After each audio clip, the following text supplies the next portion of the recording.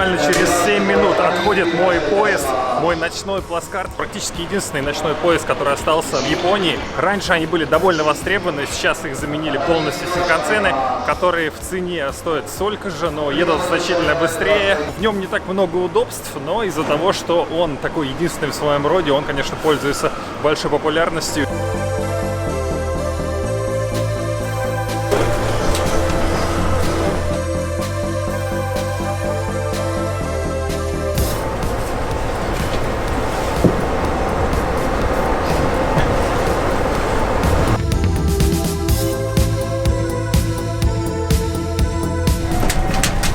В вагоне буквально где-то 12 или 15 человек. Во всяком случае, верхние полки практически не заняты. Мы отъезжаем от станции Токио и направляемся до Окаямы. В Окаяму я прибуду 6:30, сейчас 10 вечера, то есть поезд будет идти 8,5 часов. Приеду практически с рассветом, поэтому поезд так и называется Sunrise, рассвет.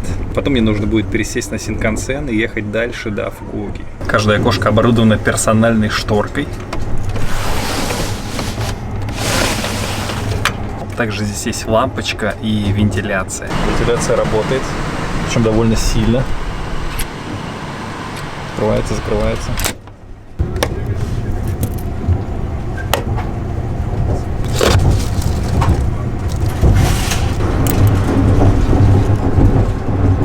Достаточно комфортные условия для плацкарта. Примерная стоимость поездки равняется где-то 13 тысячам йен. Я сейчас нахожусь в самом дешевом классе. Также есть и более высокий класс, где у тебя есть персональная каюта. Вагон вмещает в себя где-то 30 человек. Проводник сказал, что места полностью выкуплены. Сейчас же он заполнен только на 10-15%. Следующая остановка у нас Йокогама. Это соседний город. Токио он находится примерно, наверное, в часе езды. Посмотрим, насколько много людей сядет на поезд там.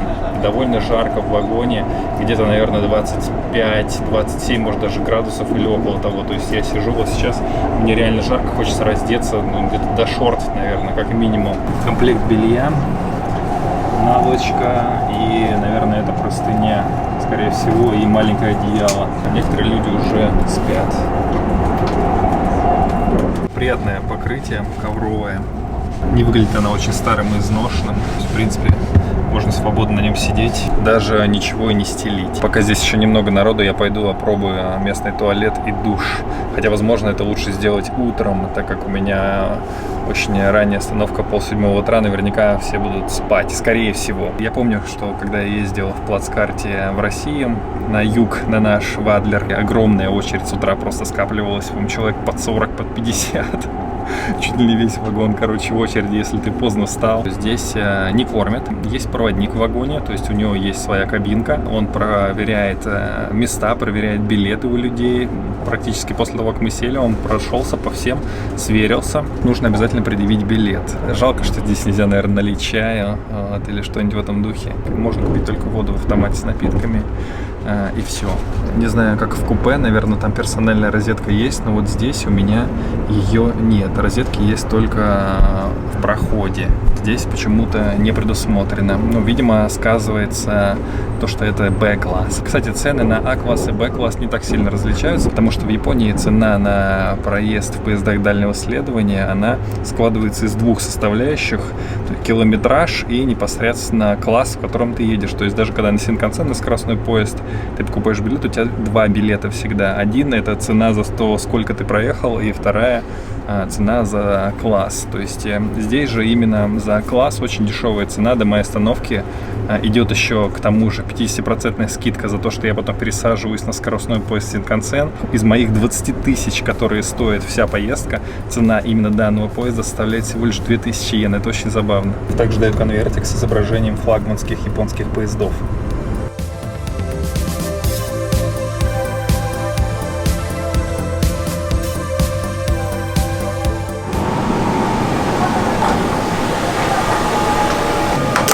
Стандартный туалет, такой же, как в Синкансене. Есть все необходимое. Сиденье для ребенка.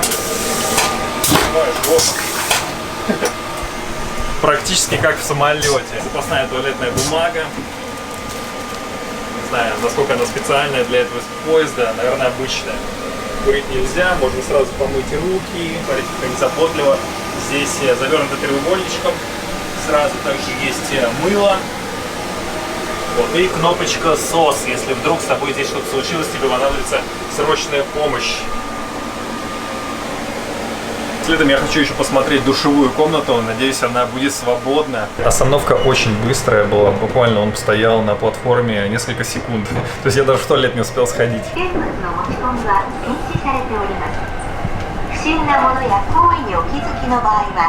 Обратите внимание на купе, каморки такие, куда есть свои собственные ступеньки.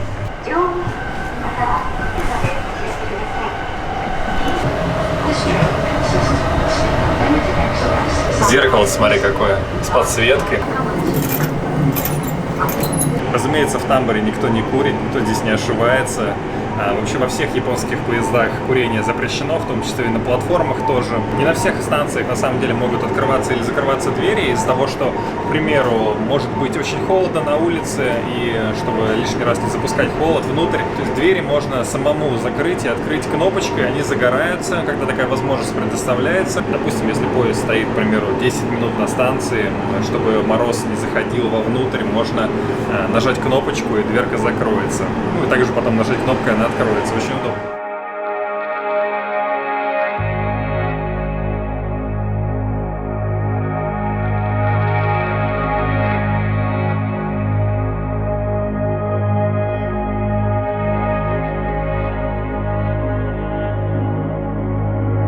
При моем росте в 190 сантиметров я свободно здесь помещаюсь.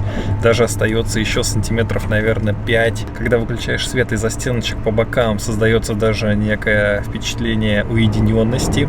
Несмотря на то, что как бы вся твоя часть после ниже пояса, так сказать, она находится в общем пространстве, то вот именно здесь, за счет вот этих стенок, ощущается именно приватность. Когда люди идут вдоль вагона, они не бьются головой об ноги лежащих на полках, на верхних полках людей, что очень часто встречается в наших традиционных плацкартных вагонах именно старого образца. Наверное, считалось, что средний рост человека не более 180 сантиметров, потому что я помню, что мои ноги реально свисали в этом проходе, и об них постоянно бились люди. Здесь же, в Японии, средний рост человека мужчины где-то 175 сантиметров, но вагон в плацкарте рассчитан на даже 2-метровых практически людей.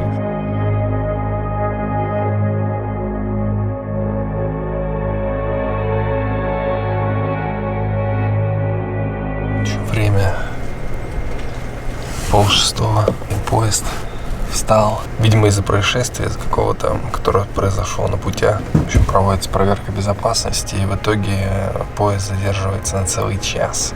Япония гордится тем, что у нее поезда приходят секунду в секунду в соответствии с расписанием, но задержки тоже есть.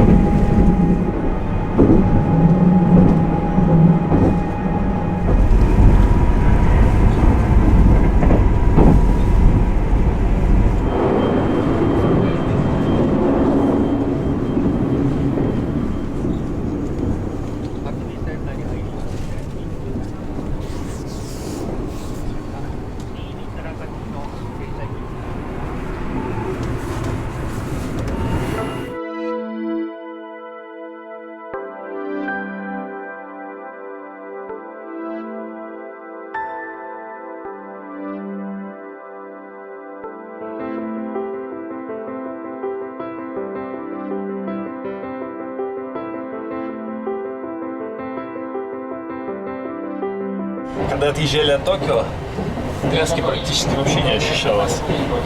Но вот чем дальше, тем сильнее покачивает, и даже стук уже наблюдается в колесах. Поезд задержался в итоге на час. Проводник ходил там, уточнял, кому где нужно пересаживаться на следующий поезд и так далее. Потому что в Японии пересадки очень важны.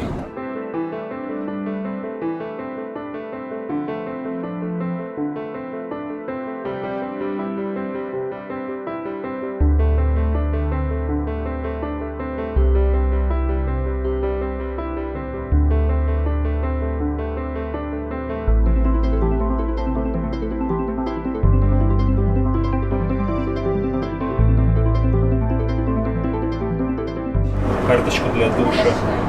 Душевая кабина выглядит тоже очень прилично. Есть все необходимое: фен, полотенце. И вот такой простой довольно-таки душ. Сразу можно узнать, сколько тебе осталось до конца. То есть нажимаешь на кнопку старт, он засекает время, у тебя есть 10 минут. Вот такая карточка для душа. Стоит 300 йен. Душ в поезде впервые вижу в Японии. Уж не знаю, есть ли в России у нас в поездах душ. Но это очень круто.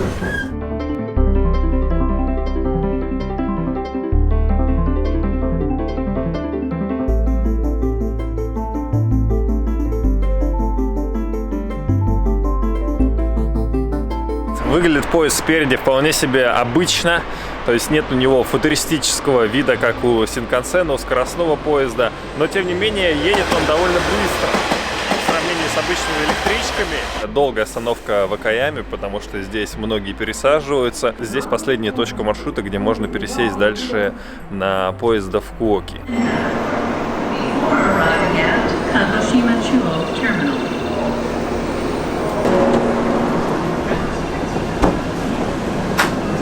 Синкансен, конечно, выглядит значительно более дорого внутри. Это Синкансен Сакура, который ходит именно до Кюси. Тут же есть даже писсуары.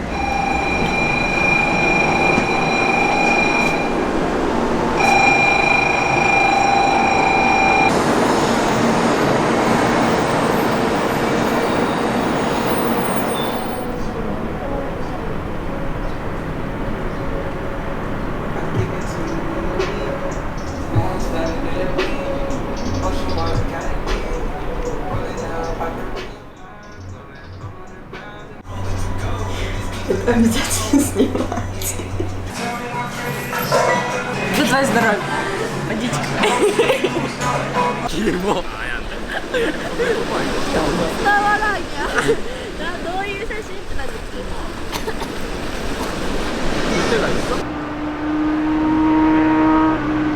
То, что продается как буддийский храм, на самом деле типа 2 стула пластиковых с видом на бамбуковую, даже не бамбуковую, а просто на тростник. И все. А что вот это такое, что содержится в этих банках, тоже непонятно. Таз какой-то с камнями. Вот что это такое? Вот это хонто не отера. お寺展望台、展望台。はい。300円、600円。登るとき入れなきゃダメでしょ。マナーしきってもらって。 Дед наехал на нас, который здесь живет. Наехал на нас за то, что мы не заплатили деньги. Но мы хотели заплатить. То есть реально, я думал, мы сначала посмотрим, что там, да? И вообще, имеет ли смысл за это платить деньги? Потому что надо сначала посмотреть, там вообще непонятно было, что это там, что это за услуга, потому что он как-то невнятно объяснял. То в итоге он попытался нас напрячь, типа мы еще преступники, которые пробрались в его владение, не заплатили деньги. Я его попросил предоставить документ на владение этим местом, да, чтобы хотя бы какое-то доказательство предоставил, что это он этим владеет, он это сделал. Но он никакого документа не смог предоставить, поэтому, в принципе, в таких ситуациях можно даже вызвать полицию. Он рассчитывает на наивных японцев и туристов, на которых можно просто наехать. Вот. Ну, я не хотел с ним конфликтовать. Понятно, что это какой-то просто дед-бомж, который, ну, вообще мало соображает, еще может наброситься на тебя с ножом. На самом деле, реально, если бы он просто бы нормально объяснил, вообще бы никаких проблем не было. Он на нас наехал. Да, при том, что мы ему хотели заплатить. Вот именно, мы же собирались, ну. Это Исузу. Раритет. Такая даже может стоить несколько миллионов, на самом деле, если она в хорошем состоянии. Исузу. А это наша.